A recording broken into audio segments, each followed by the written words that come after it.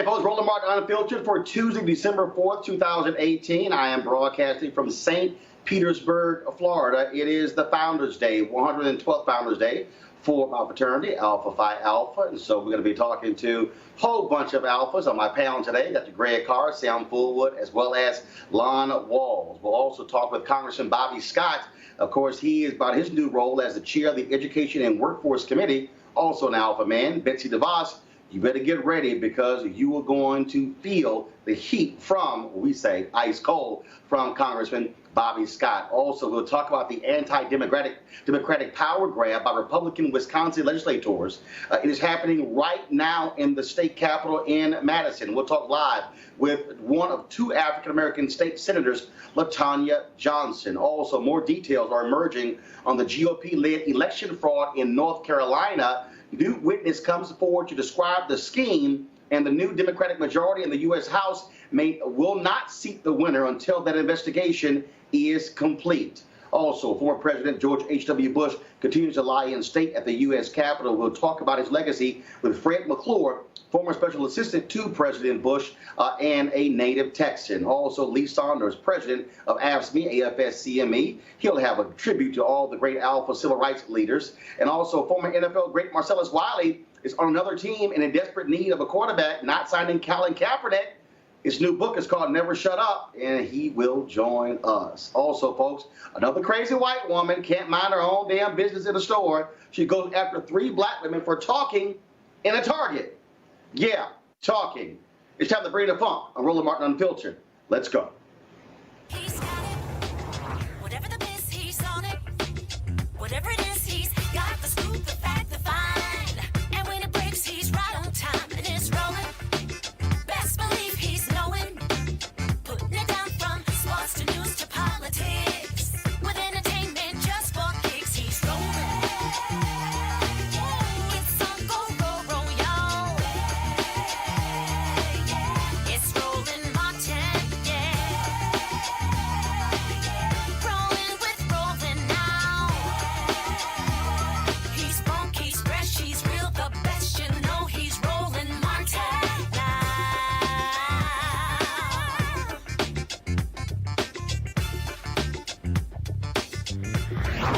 Martin.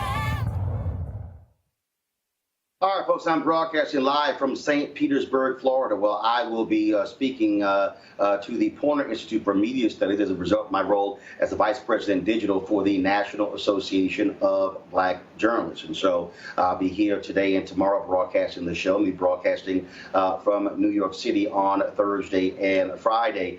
Today is also December 4th. It is Founders Day for my fraternity, Alpha Phi Alpha. That's why you see me wearing the black and old gold. And so we got a great panel lined up for you as well of several alpha men. So certainly glad to have them in the house. So folks, there are a number of issues that we want to get to today that deals with what's going on in our country. And first and foremost, we'll talk about, of course, what's happening with Republicans in Michigan, Wisconsin, North Carolina, the kind of shenanigans they are trying to pull, which is grossly democratic. So we'll talk about that. And so you don't want to miss that conversation. But also, of course, the Capitol Hill is preparing for Democrats to take control of the U.S. House come January. Now, leadership has already been decided. Nancy Pelosi, she, of course, will be the Speaker of the House. Steny Hoyer of Maryland will be the Majority Leader. Of course, Congressman Jim Clyburn of South Carolina is going to be the Whip. But also, African Americans are going to be leading critical committees,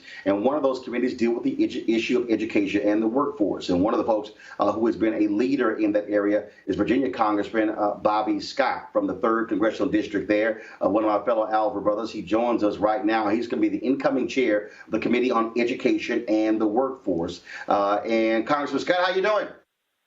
Doing fine, Brother Martin. How you doing? Happy 112th. Yes, indeed. Glad to have you on the show today. Obviously, education is a critical issue. You've always been one who has been focused on that, and we have seen the kind of leadership Betsy DeVos has had in Secretary of Education.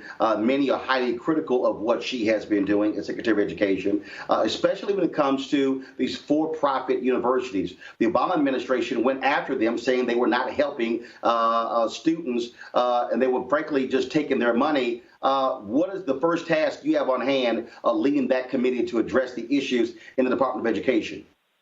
Well, the first thing that we have to recognize is that Alpha Phi Alpha had it right a long time ago, almost 100 years ago. We established a program, Go to High School, Go to College, which encourages young people to go to high school and then follow through by going to college. We know that 2/3 of the jobs of the future will require some education and training past the high school level. A high school diploma isn't enough. It's not necessarily a 4-year college, but some education and training past the high school level. So we have to prepare young people to get at least a high school diploma to start off with, and then offer other workforce training or higher education. The access to higher education is important.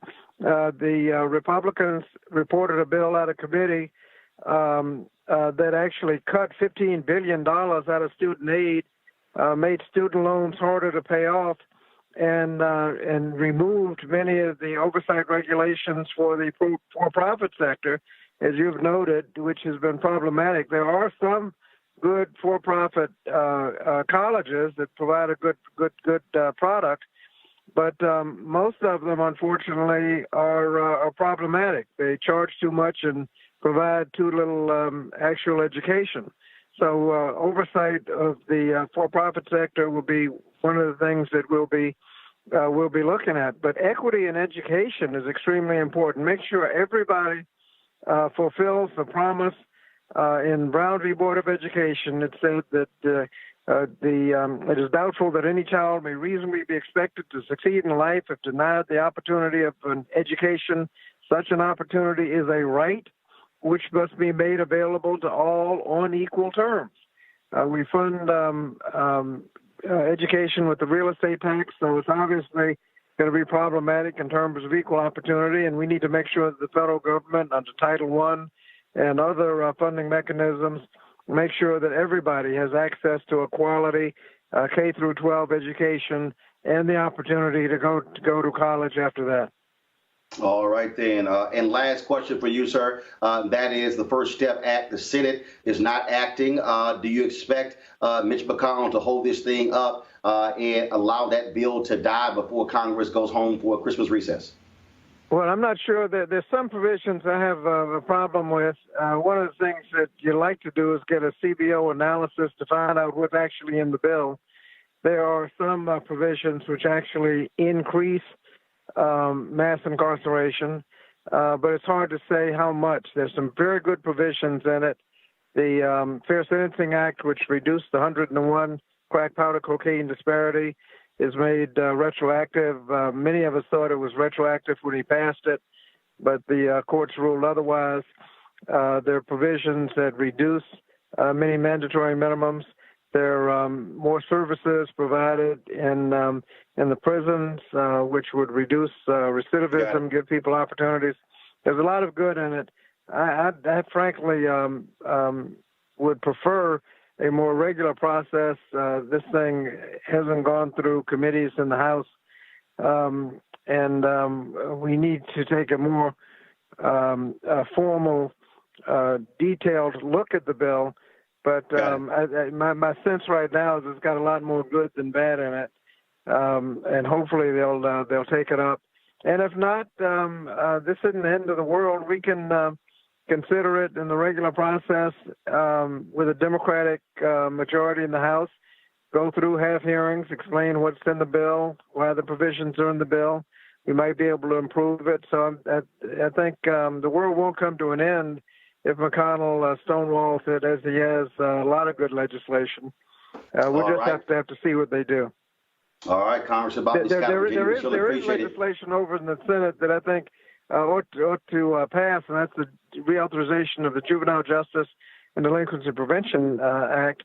It has many very good provisions, and it needs to pass. There are a couple of details that a couple of senators have problems with. I hope they just get together and pass it. We passed it 3 years ago. We passed it last year. It's been sitting over in the Senate and hadn't been able to budge. There are only 2 or 3 senators that would not vote for it if they called it up for a vote. So reauthorizing the Juvenile Justice and Delinquency Prevention Act ought to be a high priority. And if they don't get around to it this time, it'll be one of the first things we do in next year. Oh, by the way, we're changing the name. It won't be education in the workforce. It'll be education and labor, the same name it had when Adam Clayton Powell and Gus Hawkins chaired that committee. All right, Congressman Bobby Scott of Virginia. We appreciate it. Thanks a lot. Thank you. All right, folks, tomorrow's going to be National Mourning Day for President George H.W. Bush. He remains lying in state at the Capitol. Of course, numerous folks have been going through the Capitol, paying their respects. One of the folks who has been involved in the planning of the state funeral is Fred McClure, who served as special assistant to President George H.W. Bush. He's a native Texan, first black student body president at my alma mater, Texas A&M University. Fred, glad to have you on the show. Roland, good to be here. Thanks a bunch. First and foremost, your thoughts on the passing of President Bush, someone you have known for a quite long time, working also at the Bush Library there in Texas A&M. Yes, I've had the privilege of knowing the president for 39 years, and actually 10 years after I met him, I joined the White House staff as Assistant for Legislative Affairs and ran the congressional operation for the president for the first 3 years of his term. I returned to Texas more recently in 2012 and was the CEO of the George Bush Presidential Library Foundation. Well, you talk about his legacy. For you, 39 years, obviously a long time, very personal connection there. But what do you consider to be the greatest triumphs of his 4 years as president? Well, you know, one of the interesting things, you're talking with Congressman Scott there, and with the change in hands of the House of Representatives, when President Bush was president, neither the House nor the Senate was a Republican-led, and so it required us in everything that we tried to do to make sure that we approached it in a way which had some bipartisan flavor associated with it. Otherwise, we couldn't get anything done, whether that was the American with Disabilities Act, whether that was the first reauthorization of the Clean Air Act, and other pieces of legislation on the domestic front. Likewise, the president has a pretty strong legacy, I believe, on the foreign affairs front. He did some things that were probably against conventional wisdom, which probably were politically uncomfortable, and those who might thought it was the wrong thing to do. For example, with Saddam Hussein, he didn't go trudging into Iraq. We just got him out of Kuwait, which is what the president's objective was. And of course, he presided over the reunification of Germany and the change in the Soviet Union. So those were kinds of things that took place during his 4 years, which I think will have a lasting impact. One of the biggest things in terms of going against conventional wisdom, I think, was when he reneged on his No New Taxes pledge. He did so because it was the right thing to do to get the budget deal that we needed to get to keep the economy churning back during the early 1990s. So I think ultimately, as we look back upon his legacy of service, from being a congressman to being ambassador to the UN, to envoy to China, and of course 8 years as vice president and president, that with the passage of time, as I think has been demonstrated over the last few days, that there is another look at the way in which he approached governing and what he did in terms of dealing with folks on the other side of the aisle as well as those people in his own political party. Yeah, obviously, when a president or a member of Congress, a U.S. senator passes, folks reflect and mourn in different ways, but also there are others who say there should be a very clear look at legacy. We had a conversation yesterday where folks talked about, obviously, the things that you mentioned. Also, we had Louis Sullivan on, Armstrong Williams on. We also had folks who talked about the issue of the appointment of Clarence Thomas, the Willie Horton ad during the campaign as well. How would you describe his legacy specifically about African Americans, to African Americans? Well, I had the responsibility for getting Clarence Thomas confirmed as an Associate Justice of the Supreme Court as a Legislative Affairs Assistant for the President. And after the President made his decision that Clarence was going to be his candidate, then my job was to make sure and get enough votes to accomplish that task, and we succeeded in doing it. And we had bipartisan support for his nomination. It wasn't a straight party line vote. And so that was what we tried to do when the President made the decision to choose Clarence Thomas as the Associate Justice of the Supreme Court. It comes with the territory. A president is generally expected to nominate someone who he feels or she feels, as the case may be, does what he wants on the court in terms of the interpretation of the Constitution and how they would serve as a justice, because they get to serve an awful long time. President also nominated David Souter, which was his first nominee to the Supreme Court. So those, in a 4-year time frame, the president was lucky enough to have those two opportunities to affect the Supreme Court of the United States. Last question. Obviously, you have a national day of mourning tomorrow. So many people are also talking about how he led in terms of stature as well, and what that is going to mean moving forward in terms of how we look at presidents, in terms of, and when you look at the partisan rancor now, clearly I don't think you can even remotely compare what took place in 1980 to 1992 to what's happening today. I mean, there's a stark contrast to how divided the nation is. I think the nation comes together at times like this because of people who have given of themselves to serve as president of the United States. There have only been like 45 of them. If you reflect back to 2006 when President Ford passed away, we had a similar moment where people came together and reflected favorably from both sides of the aisle upon President Ford and his contributions, either as a congressman for a short time as vice president and ultimately for his one term as president. Shortly after President Ford passed away, and he was buried the latter part of December of that year, Congress went back to its normal rancor here in Washington, D.C., and the same back and forth between the White House and Capitol Hill emerged once again. One of the advantages I had in 1992 with Clarence Thomas, or 91 with Clarence Thomas, was that there wasn't just a whole lot of different mechanisms available to transmit news and to have people. We had like 3 networks and some little thing called CNN. That was it. And those are the kinds of issues that I had to worry about. We didn't have a 24/7 news cycle. We didn't have everybody with a cell phone who has the ability to be their own producer, director, and publisher, as the case may be.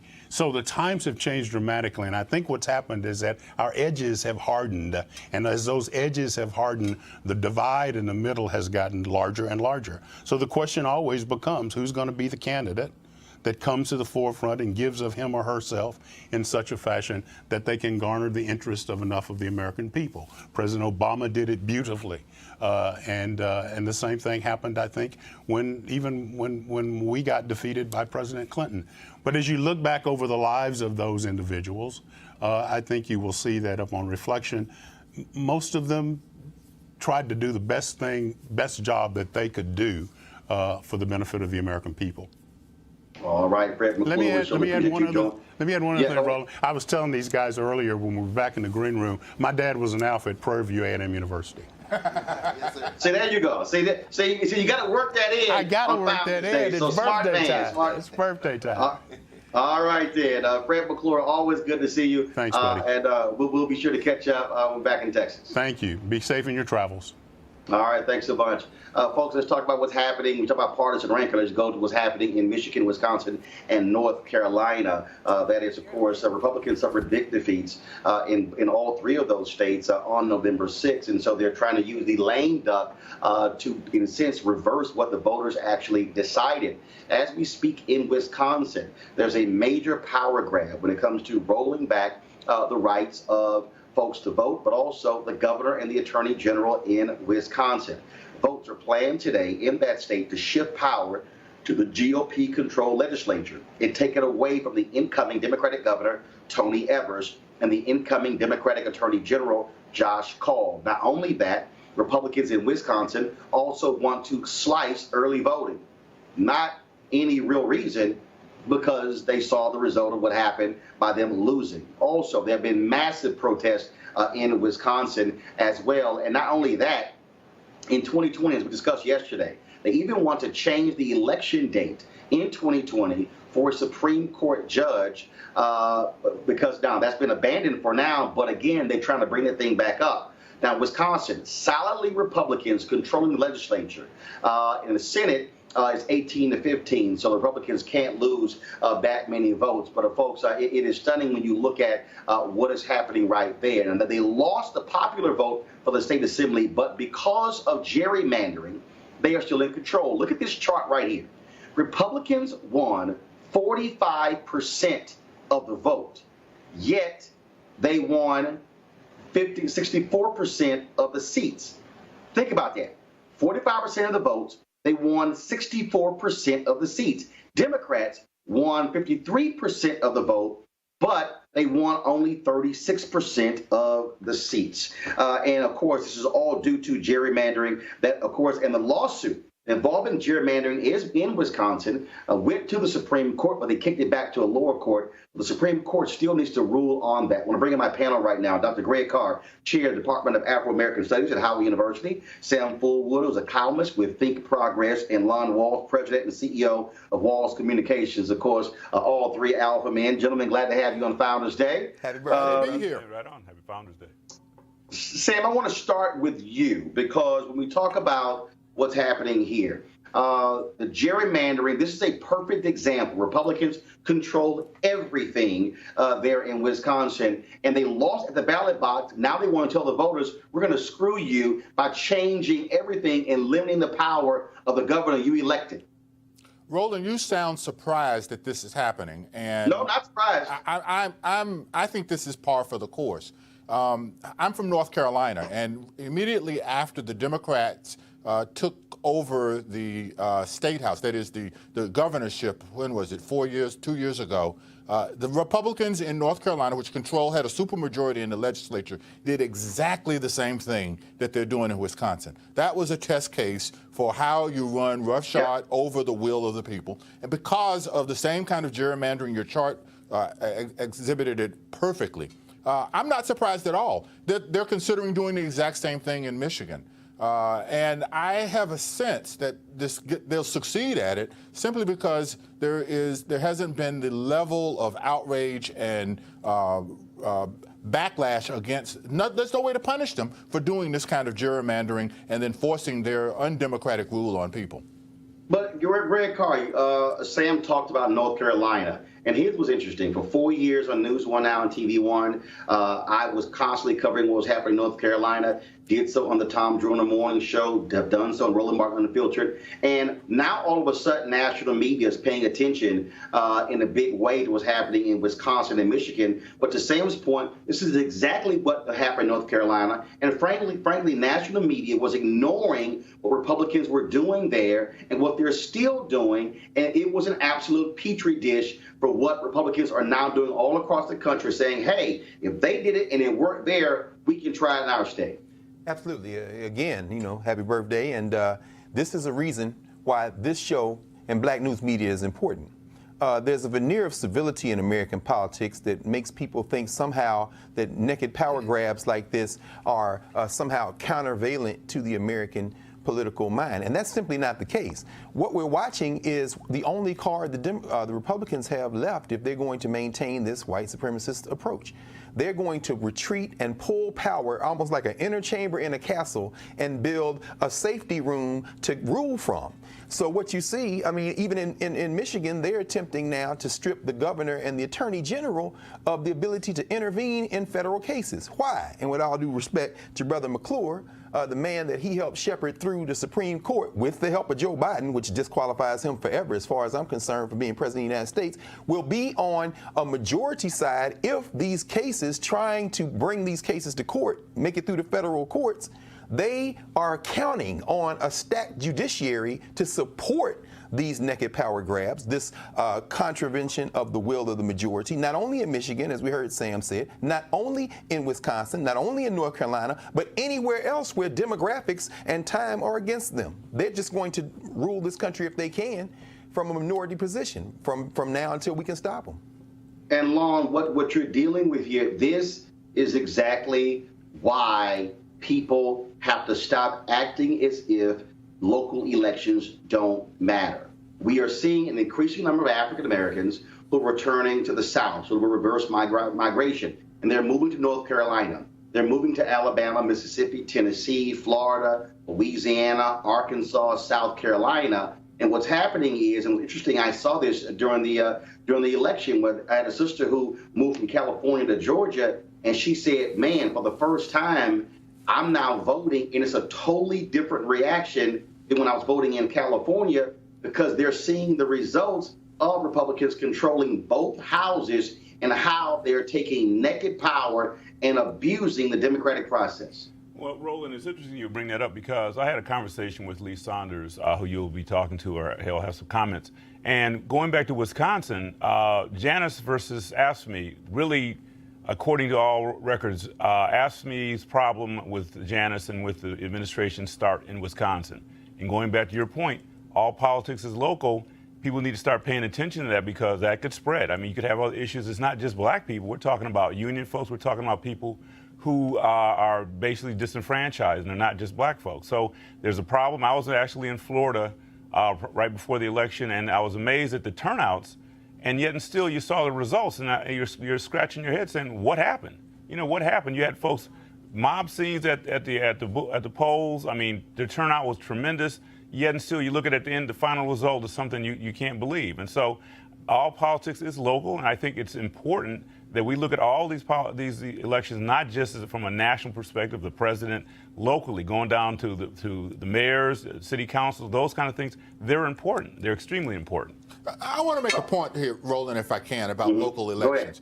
One of the things that I think that has happened over the last 15 years is that Republicans have eviscerated public confidence in believing that elections matter. Exactly. And so what you have is a situation where the local contest, the mayor, the city council, the school boards, in those races, that's where you, one, groom people for higher office, but also that's where the decisions that are made are the most valuable to local citizens.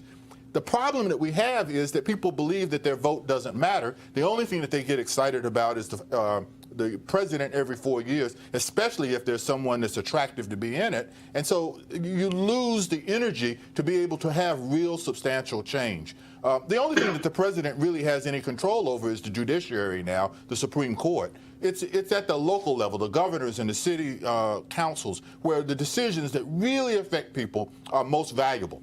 But here's the other piece that's important again, and we saw this in the Mike Espy race. He lost by 68,000 votes. You had about 400,000 black people who didn't vote at all. And the point that is critically important is that we can't afford, as black people, to vote like everybody else. We can't afford to be voting at 45 and 50% of our capacity. We have to be voting at 70, 75, 80, 85% turnout. And so what this is going to require a different type of grassroots focus that doesn't wait until 3 or 6 months out. It's going to be like, for instance, there are going to be elections next year, but people are focusing on 2020. Voter mobilization, education must be happening right now to prepare folks for that, because if we are turning out at 70, 75%, and I made this point, if Miami-Dade County voted at 70% turnout, Andrew Gillum is governor-elect. If black folks voted at 70% of their numbers in Mississippi, Mike Espy is the United States Senator. And so we literally, Reverend Jackson talks about this all the time, we literally have the power to change elections, but we have to be thinking not the percentage of black votes, but in terms of total, but the percentage of the turnout of black folks. I'd like to make a point on this. Going back to Florida, as you know, Amendment 4 is going to allow 1.4 million returning citizens to vote.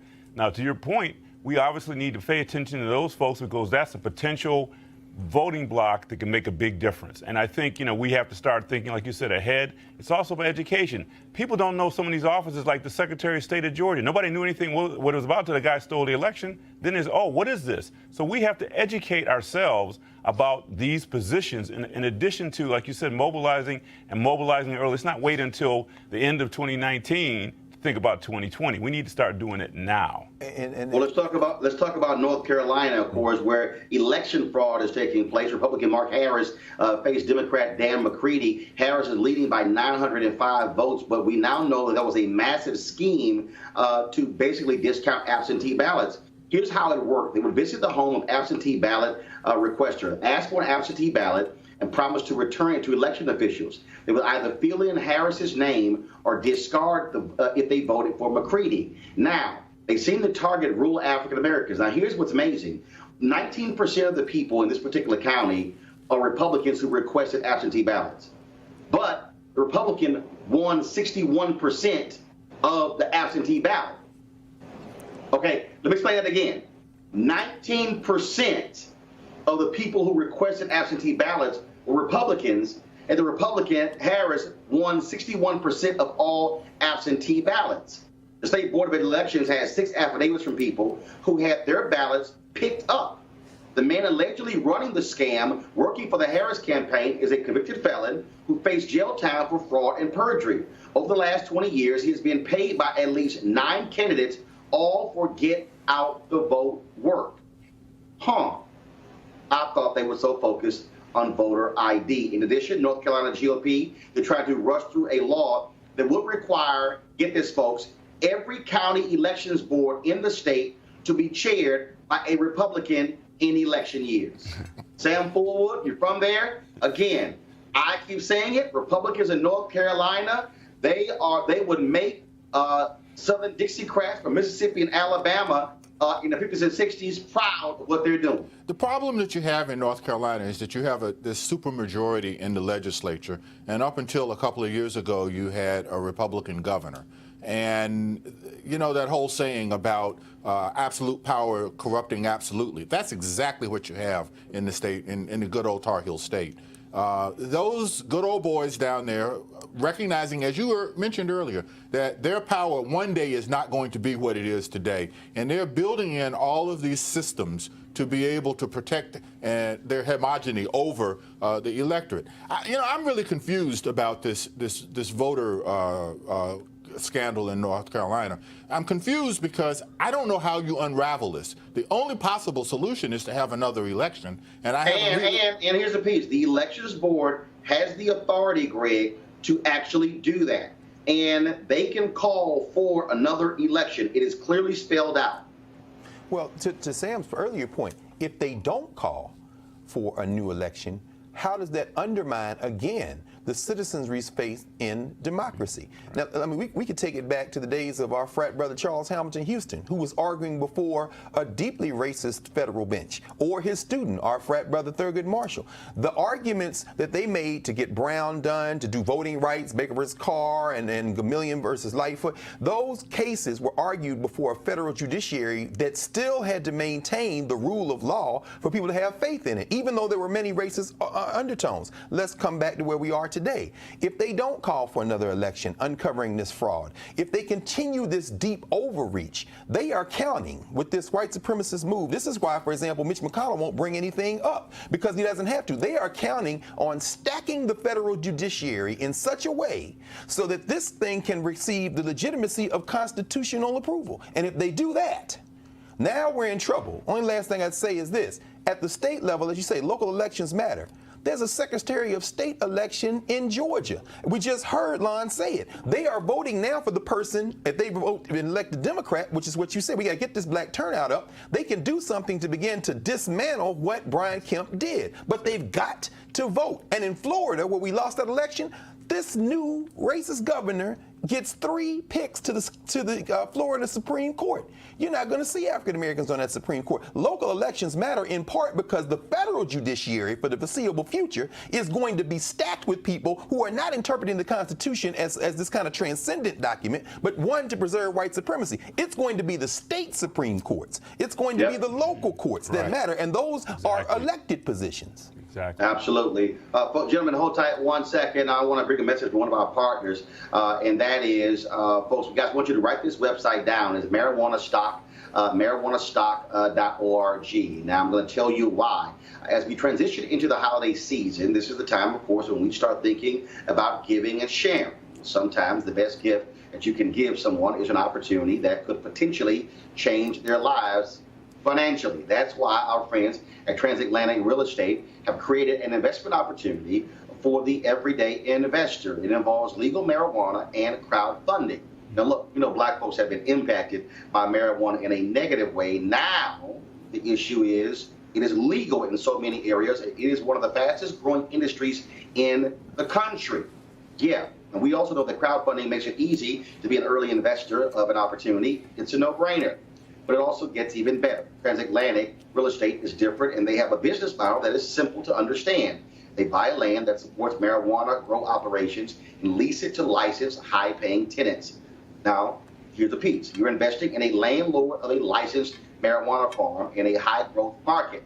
And for a limited time, you can invest as little as $300 up to $10,000 before the company goes public. And here's some more good news. They have recently extended the offer, which means you still have time if you take action now. Now, keep in mind, you must complete and confirm your application to participate. So be sure to complete the process. And don't spend all of your money over the holidays and end up with empty pockets. Instead, get a return on your investment. You could also consider making an investment for someone special.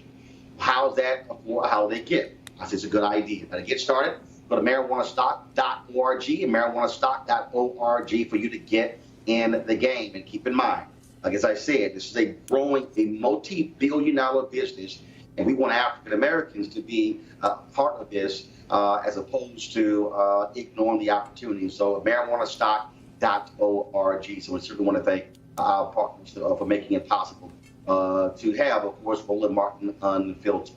All right, folks, we're going to take a break, and we're going to now focus on, of course, our HBCU Giving Day. Roll it, folks. About being local, man. Man. But you guys, you had a show about a week or two Hatred. talking about education. So much never failed to destroy the man who hated. Writer and activist James Baldwin.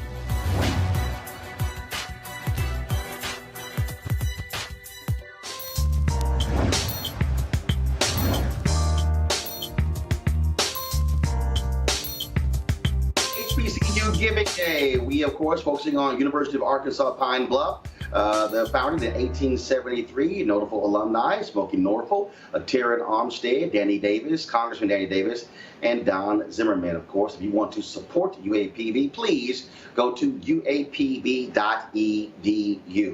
Folks, Roland Martin Unfiltered is made possible by our great partners, and one of them is AFSCME, American Federation of County and State Municipal Employees, and we appreciate all that they do. Lee Saunders, he is the leader of AFSCME. He's a fellow Alpha man as well. And so we reached out to Lee, and on this Founders Day, we wanted to hear from him, reflecting on the meaning of being an Alpha and also the work brothers have been doing when it comes to civil rights. Here's Lee Saunders of AFSCME. Thank you, Roland, and happy Founders Day to my Alpha brothers, all men of distinction.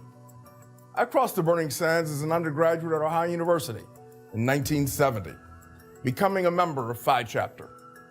The ethic of brotherhood and the commitment to justice instilled in me as an Alpha are part of what drew me to the labor movement, and specifically to a union like AFSCME, whose members feel a calling to serve and strengthen their communities. Alpha men are committed to a set of core values: mentorship and leadership, integrity and selflessness, service and advocacy, social justice and the common good, civic engagement and political activism, lifting up our neighbors, and giving back to our communities. It's no accident that many of our greatest leaders and pioneers, so many of the most fearless warriors in the struggle for civil rights and workers' rights, were Alphas. It's like a who's who of Black history in America. Dr. Martin Luther King Jr., Justice Thurgood Marshall, Paul Robeson, Whitney Young, Joseph Lowery, Ambassador Andrew Young, Dick Gregory, and so many more, including my friend, the great Roland Martin. The work of these giants continues to sustain us. The ideals that drove them and drive all of us continue to be passed down to new generations of Alphas. Being men of distinction means pursuing excellence, not just to improve ourselves, but those around us, our fellow Americans, and all of humanity. That's been the Alpha story for 112 years now, and so it will be for the next 112 and more.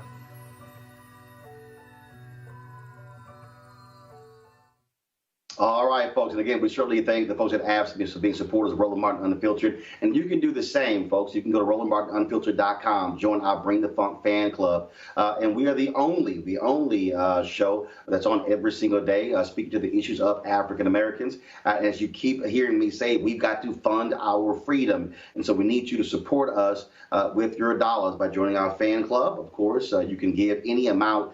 You make this possible as we, of course, tell the story of African Americans in the only way that we can. That is unapologetic and unfiltered. So go to RolandMartinUnfiltered.com. Now, y'all keep hearing me talk about these crazy-ass white women, and guess what? Now we have another crazy-ass white woman who just cannot mind her own damn business, this time at a Target in Tennessee. 3 black women were talking, and this white woman felt the need to check these sisters. You know how that went. Watch.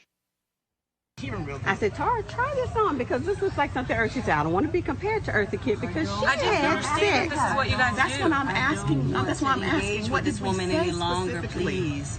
I want us to stop engaging with this woman. Let's stop. Let's have finish Yes, with the head. let's stop engaging with her, please. Let's stop. She can't hear. Thank you. That's very clear. I understand you're an abuser. Stop. I understand you're abusive. Stop I understand talking you're to abusive and you make up lies on the spot. I understand. I understand some. Please stop talking to this lady. I mean, her question.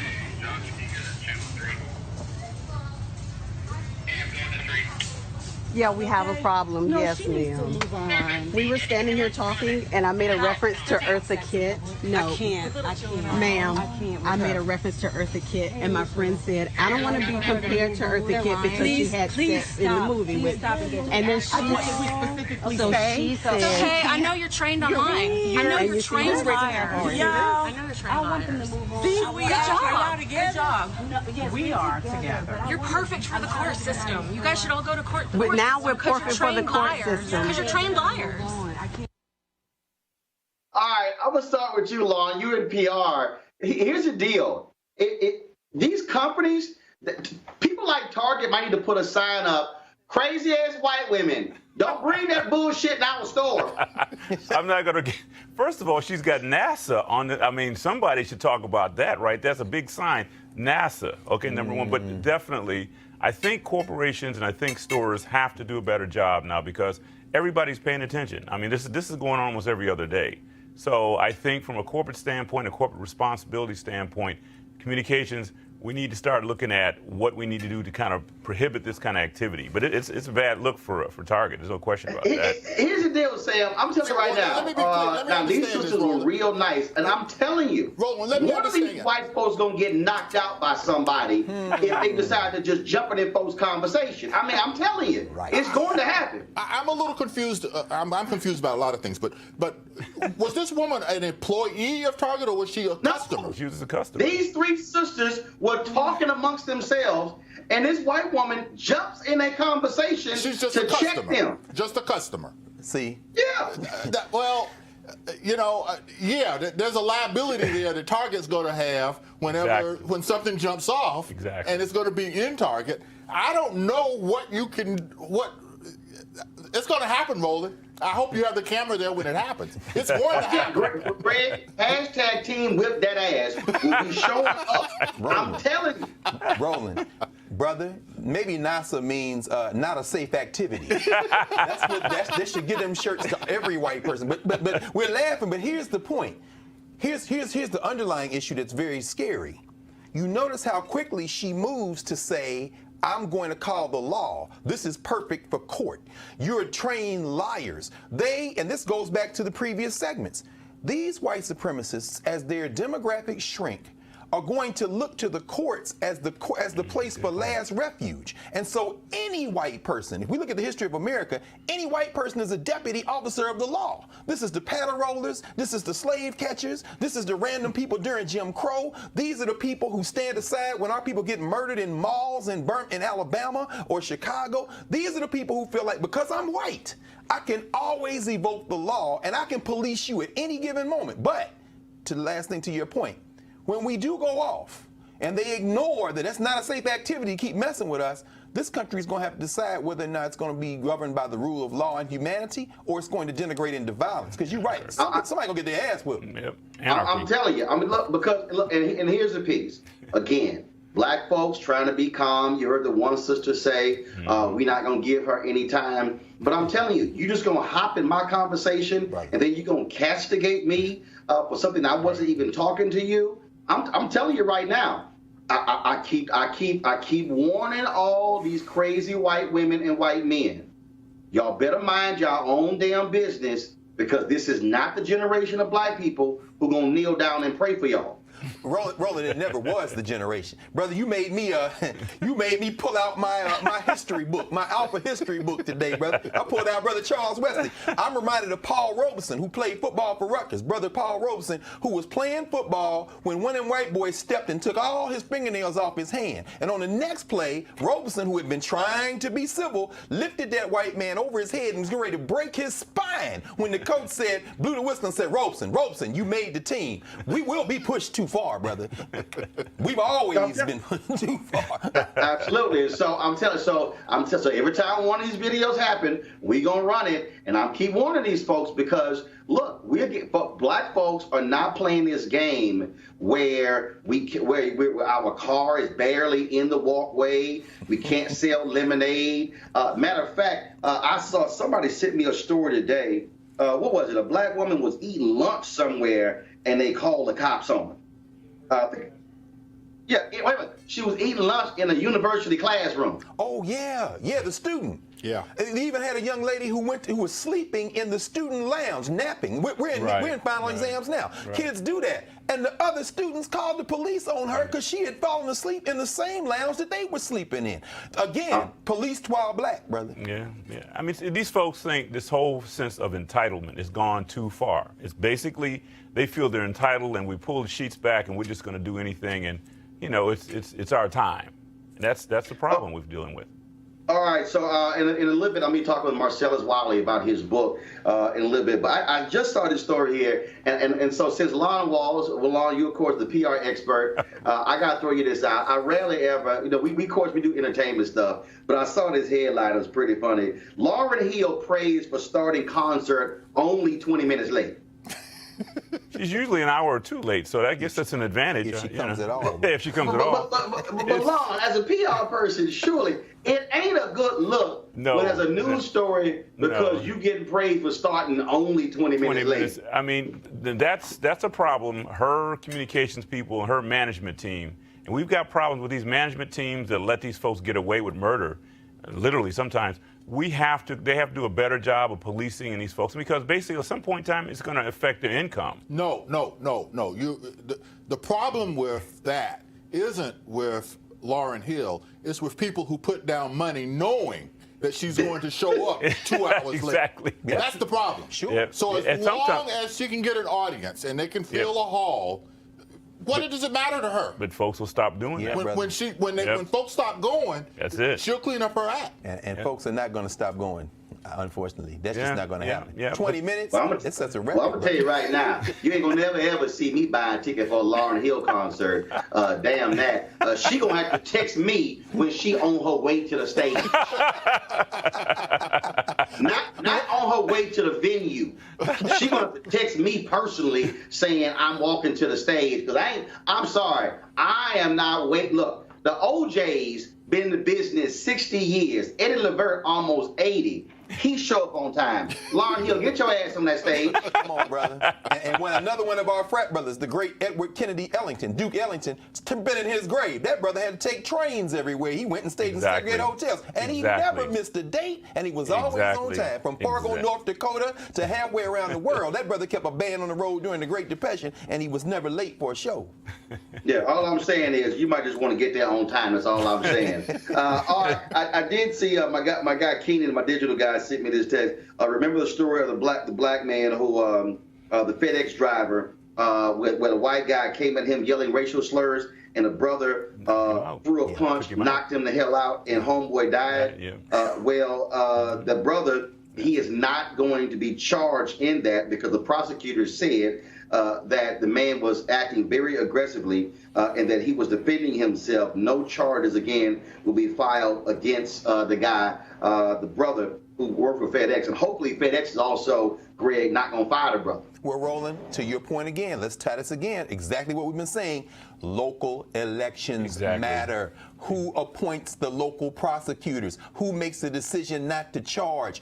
Go to the polls and vote, because in your city, if it had been a different city, thank God he was in the right place. Right. Because another prosecutor could very easily have tried to lock him up. And that's the problem. Yeah, we definitely hope that as well. FedEx should back him.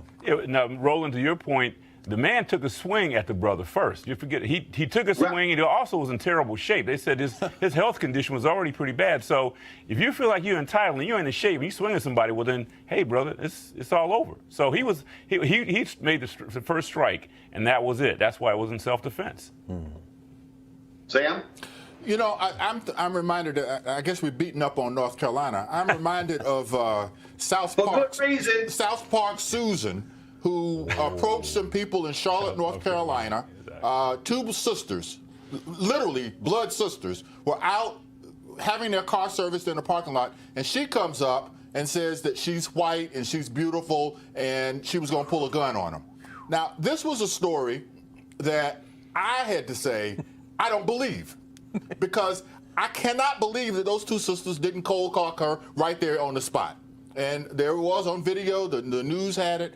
I think that this was one of those cases of fake news, because I'm just sure that if it had been real, South Park Susan would be dead today. Guys, let's talk a little politics, and that is, I saw today where Michael Avenatti announced he was not going to be running for president. Shocking. You beat him up, man. You beat the man up. What do you expect, Roland? Well, but I kept trying to tell everybody, all you got to try to take it seriously, he was never going to run for president. He was never going to run for president. Absolutely not. No, he never was. No. But I tell you what, though, that PR hit he took after he spent that about half hour here with you, that then got picked up by everybody else, that put a dent in his momentum. So, yeah, he was never going to run. But even if he thought he was going to sustain the lie long enough for some publicity, I think his road down, you could look at this as a major stumbling block in him trying to even keep that lie alive. Well, look, I was trying to explain to him that the comment he made was crazy, didn't make any sense whatsoever. But the idea was running, and I saw one Democrat predict they may have 30 or 40 folks running. I don't believe that's actually going to be the case. I think it's probably going to be anywhere from 12 to 14. I do want to ask each one of you, from an African American perspective, who do you believe who is black will jump into the race? The reason I'm raising this now, remember, Obama announced shortly, I think in February of 2007. So probably after MLK's birthday, we're going to start seeing the announcements roll out of folks forming exploratory committees. And so in about 30 days to 45 days, we're going to see the first announcements of people running for president. Who do you think black is going to be running? Well, I don't think there's any question that Cory Booker is going to run, and I suspect that Kamala Harris, the senator from... Oh, no, not suspect, Sam. Kamala Harris been running the moment she got elected. No question. No question. And you can add Deval Patrick. I think, it'll be interesting because you see Joe Biden saying he's the most qualified person. Flashback to George W. Bush. Clarence Thomas is not on the bench if Joe Biden hadn't helped body Anita Hill and put him there. So Biden needs to be out. But I think what we have now is there's some talk of some Beto O'Rourke combination of O'Rourke with Harris or Booker. Who would be at the top of the ticket, who would be at the bottom. But certainly the three that I named, and then you got some other candidates who may sit this one out, or somebody like even Hakeem Jeffries, a kind of corporate Dem who was able to thwart Barbara Lee, and he's trying to vault into the conversation, maybe at the bottom of the ticket, and that may be a later conversation, but certainly Harris, Booker, and Deval Patrick, and probably, and this will be the last one, I think Eric Holder is probably the strongest of those candidates if he were to throw his hat in the ring, in my opinion. Can somebody explain to me real quick, when you talk about these folks who are running, and all these media people talk about Beto O'Rourke, why in the hell they tout O'Rourke running and not Abrams or Gillum when they actually lost by a smaller margin than he did? Well, I think Abrams said today that she was considering running, but she's also considering running in for the governor of Georgia as well as for the Senate seat. So I think her name is going to be on the lips of a lot of people. I think she's a real strong vice presidential candidate. I don't know that her profile is nationally, at this point, as high as some of the other people. Gillum would be, I think, just an ideal candidate to run. He did so well in terms of his image and the way in which he presented himself. I think that he would be a really strong person. Now, to Gillum, the point on Gillum, he's also a fraternity brother. Yeah. So, which is a good thing. I may probably stir some things up, but everybody, all these blacks, brothers and sisters want to jump in the race. Do we need that? We need to win, period. Yes, we do. We need to get the best candidate to win, whoever and whatever that might be. That's the case. I think that getting black candidates in will help us win because it will get excitement in the primaries. And I think that if the ultimate person is smart, they'll recognize that getting black candidates energized in the primary and then figuring out the best way to keep them energized through November is a winning strategy. So I would not want to back off on having fewer black candidates in. I would want to see more of them get in. But as the movie Passion 57 said, always bet on black. Talking about winning. Speaking of winning, last night the Washington Redskins, they lost not only the game, but they also lost another one of their quarterbacks. And, of course, Mark Sanchez is the backup quarterback, and he looked terrible, in the words of Charles Barkley. So the question is, what's going on with these NFL teams, and they continue to bypass Colin Kaepernick and having quarterbacks who absolutely suck? Joining me right now is Marcellus Wiley, former NFL player.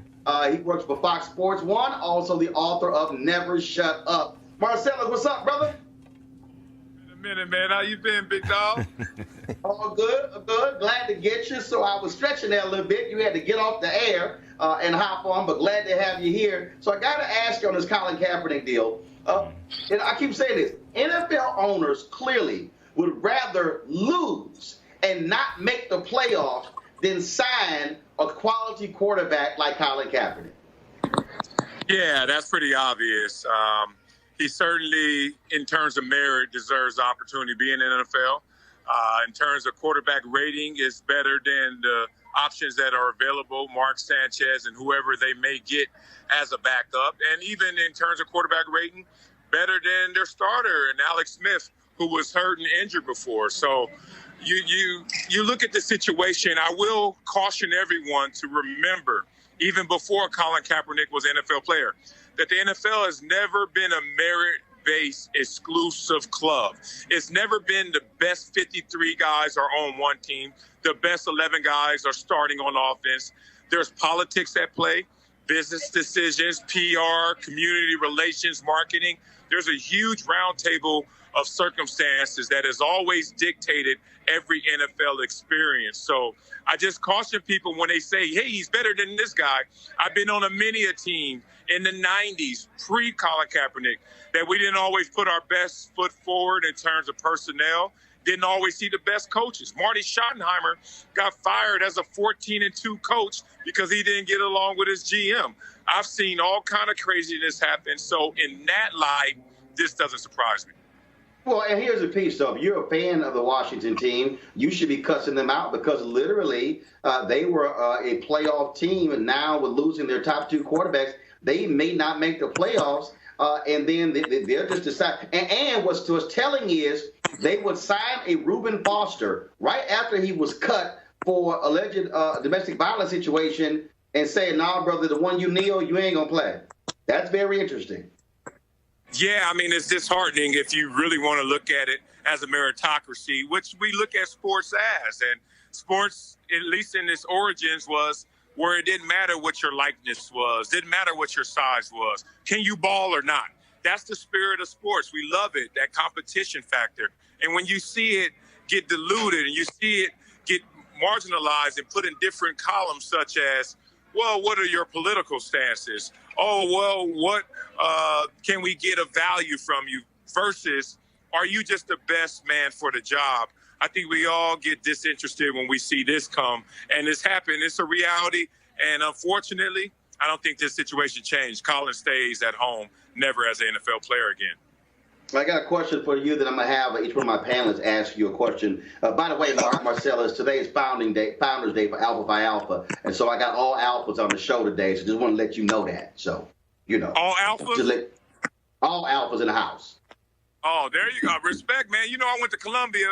We weren't too big on the frat thing, man, so respect to what you're doing. Got it. So I got to ask you this. So in your book, Never Shut Up, you're not just talking about sports. You're talking about growing up, of course, in Crenshaw. Then you go on to get a degree from Columbia in sociology. And you're talking about a number of different subjects. And so in many ways, when you hear, of course, I guess I won't call it your colleague, when you hear Laura Ingraham on Fox News tell LeBron, shut up and dribble. I mean, look, you've been hearing folks tell athletes for a long time, just shut up and play. But you're making it clear in your book, Never Shut Up, that you got some thoughts on some stuff that don't just involve NFL. Yeah, I use people who talk from their vantage point and their perspective when it differs from me.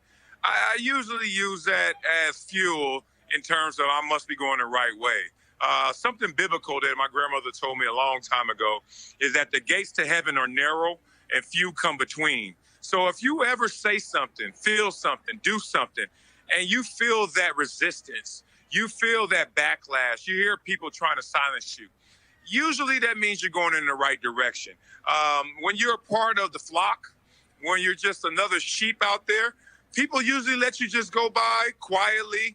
They pacify it, and their silence is complicit with your behavior. So I've never been fooled by that. When people looked at me and wanted to call me outside my name, outside my character, I never took it in a sensitive state. I took it as an emotional response. And the big difference is internally, I can respect and deal with my emotions, but I can't let you dictate from the outside what I feel emotionally, and that's called sensitivity. So when I hear people say, shut up and dribble, I actually chuckle because I'm like, I must be getting to you because that hit dog is the one that hollers, so not mad at that. First question, Sam Foley. Would you have a kid of yours play football given the dangers and the challenges that you see now in the game? I wouldn't let my son play until he reaches high school level. If he sits down with me and has a candid conversation about the rigors of football and decides that's what he wants to do with his life, pursue it as a goal in his life, I would allow him to play at that point, but not before high school and not if it's not an end goal. Like he has to have an NFL aspiration or a collegiate scholarship aspiration. If he's just doing it for hobby, for fun, just to be on the team, be with his buddies, hell no. If you're really trying to get something out this game, okay, because the risk is not worth the reward. Lon Wall. Let's go back to Colin Kaepernick. I mean, there's been a lot of talk. I mean, do you feel this is actually a conspiracy to keep him out of it? I know it seems obvious, but what are your thoughts about that, having been in the game? Yeah, it's a collusion. Well, the collusion is difficult to prove, one, because what if everyone is of like minds, but they're not sharing that information? Right. That's not collusion, but that's still of like mind. Look, the good and bad, there's pros and cons to the Colin Kaepernick situation. I have to be frank. I have to be fair-minded. Colin Kaepernick comes in. If he's on your team, he deserves to be on your team. He's a better player than a lot of these backups and some of these starters. The issue is, let's not forget that every single owner is the owner for economic reasons. That's right, This is their hobby. They have made millions and billions doing something else. What's that passion? That's their passion. Then after they made that money, they use those returns to just say, let me buy a team and have some fun. This is an economic package that will be disturbed if Colin Kaepernick was a part of it. Now, if I were an owner, I would take the initiative and say, you know what, I think Colin Kaepernick's good for my team and he's good for business. You just got to go through the initial shock and the initial noise that may come. But I can't tell someone how to run something. The beauty of owning my home is that when you come to my house, I can tell you, take your shoes off. And you can say, I'm not taking my shoes off. And I can say, well, I see you in the streets because you're not coming in. I hate to be that black and white about this, But those are 32 people who have ownership responsibilities. I think one message I take from it is that we need more ownership that reflects our mindset, our likeness, and our operations in terms of day-to-day execution. That's the message I take from it. We need to own more.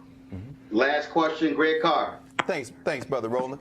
Brother Wiley, it's good to talk to you, brother. Since your book describes you, and accurately, I think, as a gentleman scholar, and since you went to Columbia, the home, at least a graduate of Columbia Law School, being an All-American football player by the name of Paul Robeson, who went there for law school, I noticed on Saturday, taking a little bit of a different direction, I noticed on Saturday that the Columbia Board of Trustees, and shout out to my good friend Farrah Griffin, who chairs this new department, has voted on Saturday to create a new Department of African American and African Diaspora Studies. Now, you were a social scientist at Columbia. What's that new department going to mean at Columbia for young people who go to Columbia these days?